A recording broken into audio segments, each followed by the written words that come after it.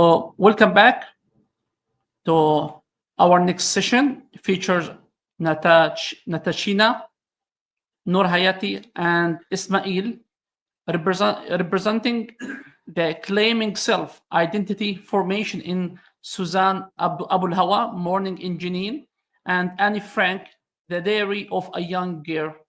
Please welcome them.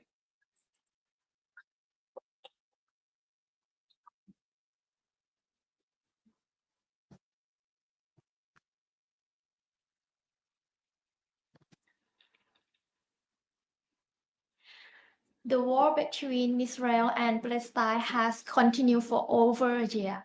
The situation seems to go worse each day, and we think it's important to be a voice that highlights this issue. So we choose to use literature because it doesn't just show numbers or statistics, but also help us understand deep emotional and psychological impact of war. And this idea inspired our research, reclaiming self-identity formation in Susan Abdulhawa's Mornings in Jenin and Anne Frank's The Diary of a Young Girl. Okay, and good afternoon, everyone. We are from Prince Songkhla University, Pattani campus, Thailand, and today we are going to explore a profound way in which war and displacement affect individuals and communities, focusing on how they shape both personal and national identities. And we also would like to compare how no matter where war happens, but the impact of war on human life remain the same.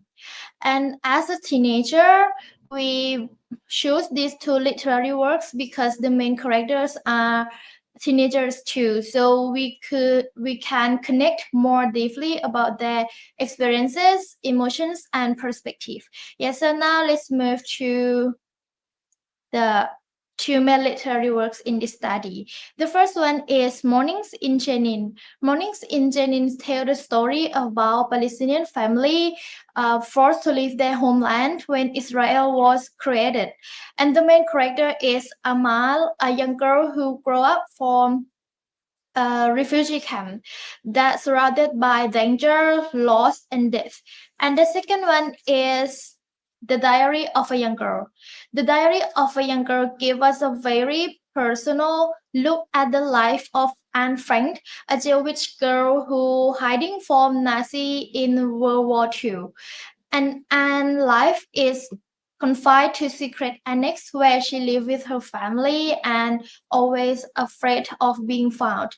And our study show how displacement and trauma affect both personal and national identities. So now let's move to methodologies.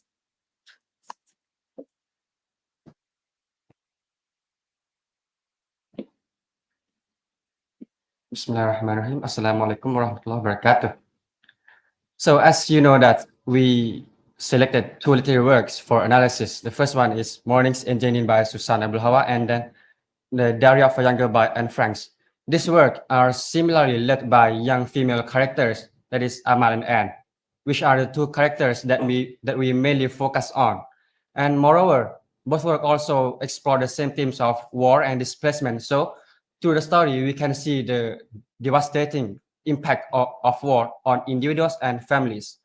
So for the theoretical frameworks, we employ three theories for analysis. First one, we employ Erickson's psychosocial development theory to examine how trauma during adolescence disrupt identity formation for both Anne and Amal. Secondly, post-colonial feminism theory.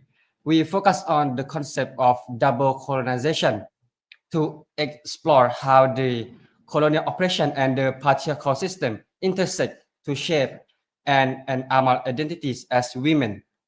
And then the last one is Johann Gottfried Herder national identity theories.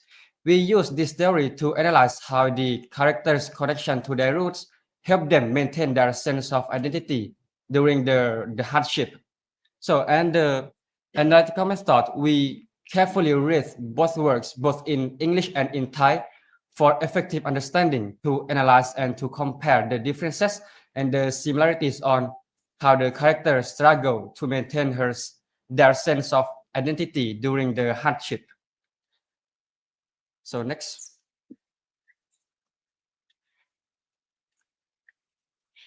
Okay, let's focus on the literary analysis. A comparative exploration of how displacement and trauma shape an individual's identity's development. In Mornings in Jenin, Amal's life showed the great hardship of being displaced, and this uprooting not affect just physically but also affect deep emotional and psychological scar. So let's take a look at the excerpt. These scenes from Mornings in Jenin show a powerful moment when Amal realizes that nothing in her life is permanent, not her family, her home, or even just her own body, which is always at risk from violence. And the trauma of war make it hard for Amal to build a stable sense of who she is. Losing her home, her loved one, and living with so much uncertainty make it hard for a man to make it hard for a man to like build a stable sense and leave deep scar that make she feel like change to see herself and her place in the world. Yeah, and according to Erik Erikson's theory of psychosocial development, it helps us like more understand about Amal's struggle. Erikson believed that trust and stability are important for forming a sense of identity, but instability of Amal's life is very hard for Amal like to feel safe or sure of who she is. Yes, and Anne's Anne's story also focuses about displacement and trauma. In one part of her diary, Anne compared herself as a bird with its wings thrown off, unable to fly or escape. She feels trapped like a bird in the cage, and this is hitting the bar in frustration and sadness.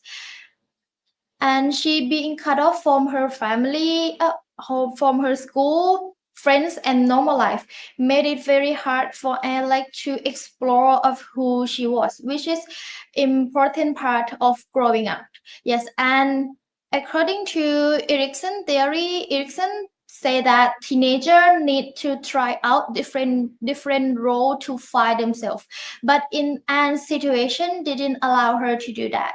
And finally, Amal and Anne's story don't just show their personal pain, but also reflect how war affect many people. And their experiences remind us that war doesn't just take away land, but also life, dreams, and sense of identity. Yes, so let's move to next.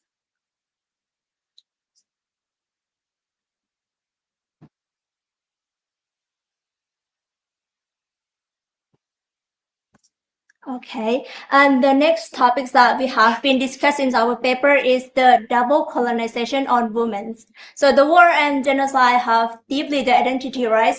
But especially for women, they have to face the violence not only due to their race or their nationality, but also their gender as well. So this analysis examines Amal and Anne Frank's through the post-colonial feminist theory, which are focused on women in the other context, which are non-Western women. Yeah. So even though like Anne Frank was born in Germany, right? But her identities at that time as a Jewish girl have like rendered her as an outsider in the Western society. And this is emphasizing her identity as others in the Western like community as well. Yeah. So the concept of double colonizations is like highlight how women endure the both like external colonials and the internal patriarchy in their own like culture. Yeah. So both Amans and Franks, both of them have like to face it with the external colonialism, right? And this is like have shaped their identity as a resilient woman. So in the morning in Jenin, Aman was born in the refugee camps, and her have to lost her family, her homes, and during the like the 1967 war, they have to live in the high in the kitchen hall because they are the war outside. And this is like, and her mother have told her to be strong. It's not only just for survival, but also to endure the external like force around her, and this have shaped her identity as a resilient and determined Palestinian woman. Yeah, and for the diary of the young girl, Anne Frank also like have to live in fear and have to hide from the Nazi, and her dreams was also like crushed by the Holocaust, but her still holds on to have the hopes and write the diary to express herself and being like being strong even in the hardship situations. Yeah, and as women, they also have to face with the internal patriarchy in their own culture as well. Yeah, in the morning in Jenin, Amans have to face with the cultural restrictions that impose on women. You can see like in the excerpt from the morning in Jenin that you can say that a girl just can do that, or can say that he is her older brother, so he has every right to hit his sister if she misbehavior. So here you can see like there are the patriarchal norms which men have the authorities over women and expect women to have like, to be a good wife, a good mother, or good community members, as well as like Anne Frank. She also like critiques in her diaries that we are not allowed to have any opinions, or people can tell you to keep your mouth shut. So this is also like tell us that in the women in Jewish society are also have to lacks power to express their feeling as well. Yeah. So to conclude is like both of them have to face the external and internal oppressions, and by the ability to go over these struggles, giving us a lasting examples of courage and resilience women. Yeah. So let's move to the national identity. Yes.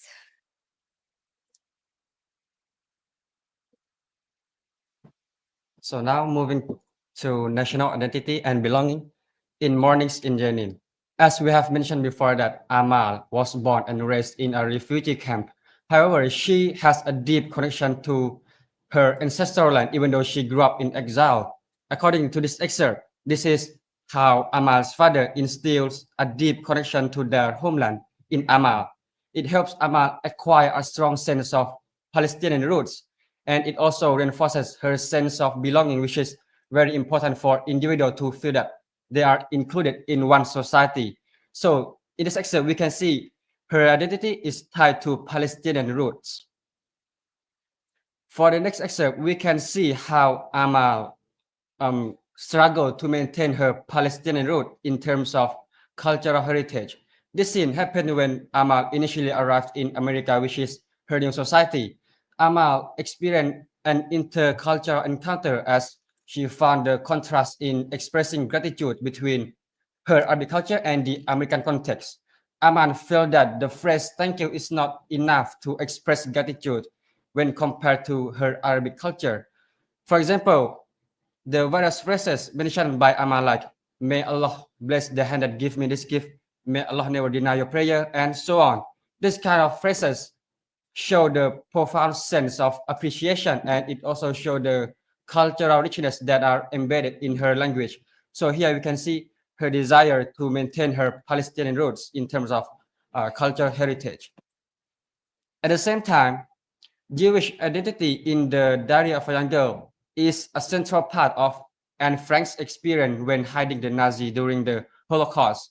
Like Anne Frank acknowledged that all the misery that she is facing or the other Jews are facing is a result of they are Jews. So all the so Amal expressed that all the misery is a result of their use, and it showed the racial discrimination. Like in this excerpt, and Franks described how the lives of Jews are restricted. For example, Jews are banned from trams. Jews are forbidden to visit theater. So this showed that the lives of Jews are segregated and discriminated against. However, Anne Frank's resilience and hope shine through the nature of her identity, even though she is in a tough circumstance. According to this excerpt, Anne Franks expressed a sense of hope that one day all the misery that she is facing or the other Jews are facing will end with peace and justice. So, being optimistic is like her strategy to overcome both internal conflict and external conflict. And it also became a form of spiritual resistance for Anne Franks. So to conclude, even though there are differences regarding the historical context that Amal and Anne Franks face, but they share the same experience in terms of resilience and identity formation when they are facing the hardship. For the last part is conclusion.